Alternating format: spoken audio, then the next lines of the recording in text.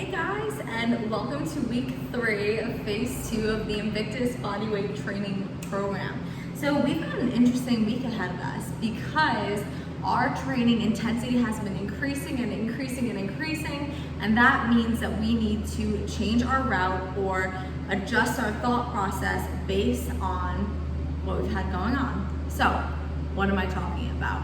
Well, our whole goal of the Invictus bodyweight training program is to improve our functional strength, our mobility, and ideally to recompose our body fat composition to be more favorable based on our aesthetics and our long or short-term goals. The issue with that is that as our training intensity increases, so does our likelihood to bomb out, get fatigued, and drop down on what we call non-exercise activity thermogenesis, or NEAT for short. So what is NEAT? NEAT is generally the fidgeting that we do all throughout the day. It would be if I take my dog, or I'm trying to send my dog Weisenheimer out for a walk, or if I decide I want to go for a little bit of a day hike or a swim, and these are all just active components of my lifestyle that I might not necessarily consider exercise. Excuse me. So just because I'm not logging that as exercise doesn't mean that it isn't active burning calories. This is also the same decision as taking the stairs instead of the escalator or the elevator. And what we find is that populations that have really high caloric outputs tend to have really low NEAT because you're just more tired. You know, if you've done a really intense 40-minute workout, chances of you getting up after that and going for a really long walk with your dog instead of letting your dog out in the backyard are a lot less. So with all of that, we end up netting a non-ideal caloric range because we're not burning as much throughout the day, just doing one hard, intense session. That's why we're going to change our whole approach this week.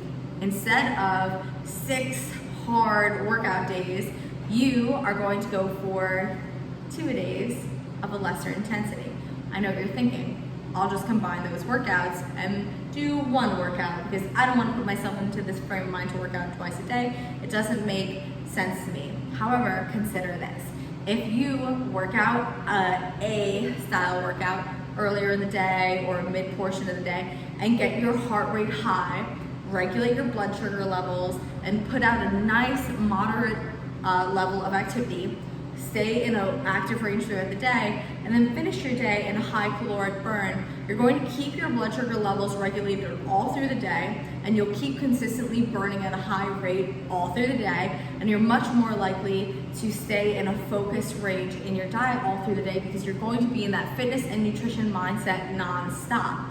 Whereas if you do one intense workout throughout the day, you may get to a later portion of the day or earlier portion of the day and justify food decisions that you wouldn't otherwise because you're not thinking about active exercise as consciously or the mindset focus that you should be as consciously since you're going to be outside of that exercise realm.